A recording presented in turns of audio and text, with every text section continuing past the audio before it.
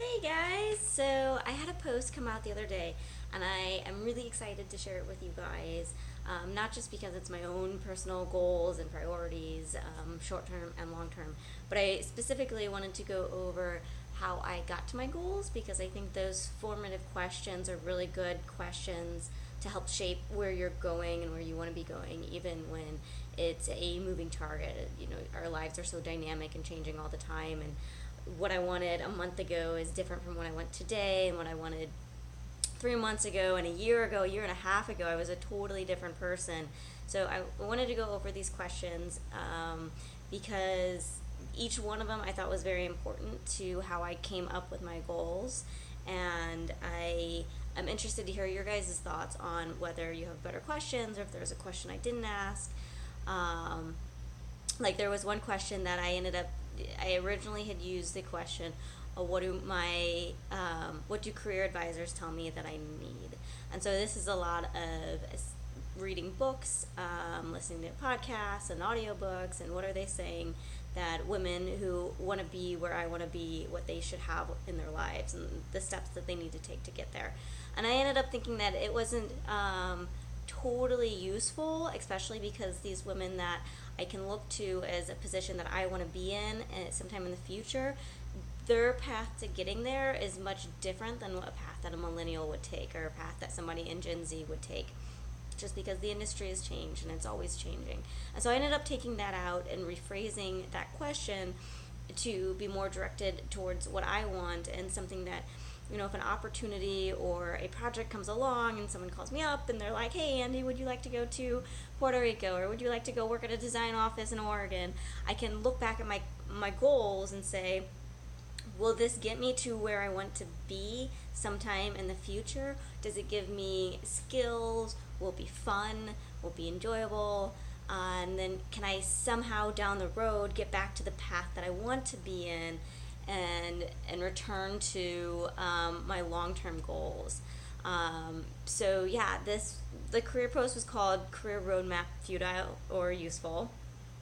And I actually posted the roadmap on my LinkedIn as well, and I was very surprised in the amount of traction it got, and some people that had emailed me, some people that said, oh hey, I saw your post on LinkedIn, people I didn't know that I was following, or who had sent me a friend request, or the friend request of LinkedIn, and I didn't know because I don't go on that often, which is my fault, me being complacent in my job and loving my job, and slacking on having my online profile represent exactly who I am. So I've since gone in and fixed up my LinkedIn, and I'm going to try to use it a little bit more. And I'm going to try to encourage people I work with to also use it a little bit more, because I think that it is a good tool for the industry. And it's a good tool to have professionally. So my post starts with, I had thought it would be a flowchart. I thought my roadmap was going to be an actual roadmap. And so I opened up Visio, which I have on my work computer, and I put in like, okay, I'm an engineer. What documentation did I get to become an engineer? I went through this entire professional engineering licensing uh, roadmap, or there was a way that I got my license, right? I had an 8-hour test for fundamentals of engineering, and then I had the 8-hour test for the professional engineering. I had the year of grad school in there, which took a year off my requirement here in Texas to be a professional engineer, but then I still had to prove that I had 3 years doing engineering experience under a licensed professional engineer. And I had to go through all the getting recommendations and writing up the skills and things that I learned, and the engineering that I've done that was proof that I could be a professional engineer, and stamp drawings, and build things that is going to affect the public. So I have my PE license, I'm an engineer, and I was like, okay, what are the steps that I need to take now to get to where I want to be in the future? And then I thought, I don't even know where I want to be in the future, and I don't know what steps to get to this unknown future place that is somewhere out there, pie in the sky. So my flowchart doesn't look very great. But it's on my blog post if you go over and you take a look at it. So then I was mulling over this idea of everything in life being tentative, right? So things are always changing, and even like values about myself and who I think I am, I find that in a couple months those all change too. And a lot of it is just day-to-day life, and some of it is trauma-based, and some of it is other things that have happened in my life that have made me realize, oh, that's not who I am anymore. That might have been where I was at one point, but it's not me. And so my word of the week is tentative. Everything in life is tentative until it's happened. There's no plan that doesn't have the option of changing. Economists call this the sunk cost fallacy. If you've already committed to something financially, there's other factors that should be considered before going forward with the plan. So it's a fallacy to think that there's one path forward just because you've already taken an action, or you've taken what is this sunk cost. So one of the examples that I heard when I was in macroeconomics, this was back in high school. Instead of graduating early, I decided to dual enroll in the community college because I had enough credits already to graduate, but I still wanted to do photography and some other fun classes. So instead of going to high school Monday, Tuesday, Wednesday, Thursday, Friday, I went Monday, Wednesday, Friday, and just the afternoons. And I went to the community college on Tuesdays and Thursdays, and in the mornings I worked at Donut Palace, which is where I'd worked all through high school and then on some of the breaks in college. So yeah, I was in my macroeconomics class at the community college, and the professor really liked using McDonald's examples. He was a little quirky, but the one example I remember that wasn't a McDonald's coffee example was he must have drank a lot of McDonald's coffee in the morning now that I'm thinking about it. So his one example was for sunk cost fallacy, and this has always just like blown my mind that this is a thing, and it makes sense, but at the same time it is not how I have ever functioned, being a child of my parents who are very rational and very frugal, and they think everything through. So the example is, you've got concert tickets. You've already bought the concert tickets. You've spent the money. It's what they would call the sunk cost. So before going to the concert, you have another decision to make. And the second decision is based on present day factors, not the past, the tickets you've already bought, because you've already put that money there. You can't undo it unless you're like scalping tickets off Craigslist or something. But in this example, you can't undo that. So now you have the decision of, do I go to the concert or do I not? And for me, my gut reaction is, yeah, go to the concert. You bought the tickets. Like, that's what you've been looking forward to. That's why you bought the tickets. But in sunk cost fallacy, you, instead of thinking of it as something that you have to go forward with, you think, what are the things that I'm not doing to go to the concert? Is there homework? Is there hanging out with other people? Are there opportunities that I'm not taking because I'm going to the concert? And you then start back at base zero. You make that decision based on present day. You don't make it based on, oh, I already bought these tickets in the past. So, of course, for me, I would go to the concert anyway because I've been looking forward to it, and even though I know sunk cost fallacy, I don't always operate on that wavelength. So yeah, but that's an example of how things are tentative and how they're always changing. And I think us as millennials, and maybe I'm just speaking for myself here, I'm projecting it on everyone. I think that we have a really hard time with impermanence and things changing, and change makes us anxious, and change makes everyone anxious. So just a reminder that to myself that change is okay, and you can always pull something better out of it if you're willing to. Which was a note that I put to myself on my little sheet that has all my lists. It says, my list of goals and priorities, it says, remember that change can always be made for the better. Don't be afraid of upsetting current happiness for fear of potential unhappiness.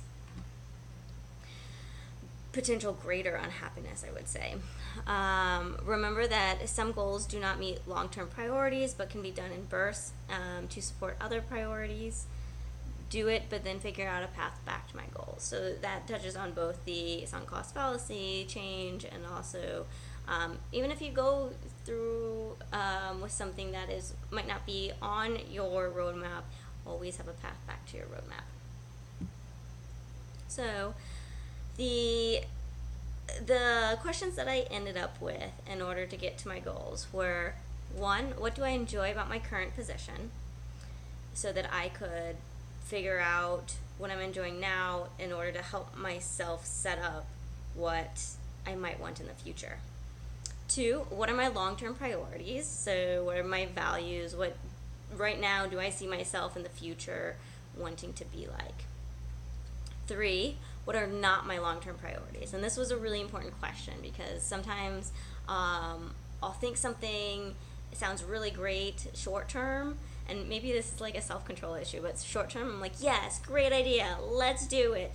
And then I realize that, I'm putting myself down this path for a future position that, it's kind of meh, right? So number 3 was probably the most important question, what are not my long-term priorities? Question 4, what are my short-term priorities? And this is the one that got reworked originally from what do people tell me that I need to get to my long-term priorities? And I thought that this question was more relevant and actually had a lot of the same things in it. Like, what they were saying that I needed to do were things that I knew myself that I needed to do. And maybe I didn't know it until I heard them say it, but it got onto my short-term priority list. And number 5, what do my idols have that motivate me? So what do I envy about people? And this is like envy in the good sense of the word. Like, I see these people who are role models that I really want to be like. What do they have? And so that I can shape the decisions that I'm making currently so that I could get to be where they are someday. So I ended up with my 5 questions. I ended up with a bunch of bullet points under each one, and I went back and I refined the bullet points a couple of times. But so I invite you to go to my website and take a look. It's andromedadumont.com. And see what they all are. I'm not going to go through them because I don't know that they're relevant to you guys. They're my personal ones. But I will go over some of my long-term priorities just because I think they're value-based and I think they can be relatable to other people. So first was to be instrumental to changing engineering culture, to have more diverse workplaces, and be more agile to adapt to new technology. So help other engineers take on change and not be so anxious when it comes to things changing, because we can leverage that technology for the better. I want to build sociology into my work objectives and understanding the art of people's unique vision and challenges in the workplace. And so this goes back to my thoughts on how engineers are anthropologists, that we have to understand how everybody navigates within our engineering sphere. We have to understand how people of different generations navigate, how the clients navigate, how contractors, everybody across the board that we work with, and understanding how they interact and what they need to be successful, and what sort of ways that you can work with them in order to for them to be happy and to work to their strengths. Pay transparency is important to me, and I think a lot of millennials because I think that it goes towards a step of ending the pay gap and systems which inherently bias the majority. And I think that by providing pay transparency, people who are underpaid, it's now out in the open, and everybody knows they're underpaid. People who are overpaid is also out in the open, and I think us as a society, we're altruistic people, and we want to make sure that people are getting paid for the good work that they're doing, and we want to make sure that it's fair, and that if somebody is being paid a lot, that everybody else at least knows about it, because if they know about it, it holds accountability for those people who are being paid a lot. Like, I know exactly how much my CEO makes and how much he gets in stock option. Total is $2.5 million.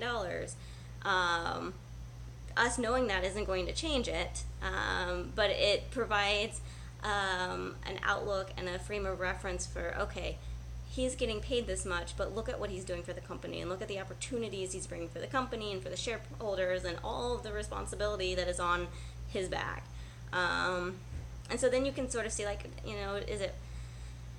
is the work that he's doing worth it, or maybe we need to have a new CEO who can do work that is worth it.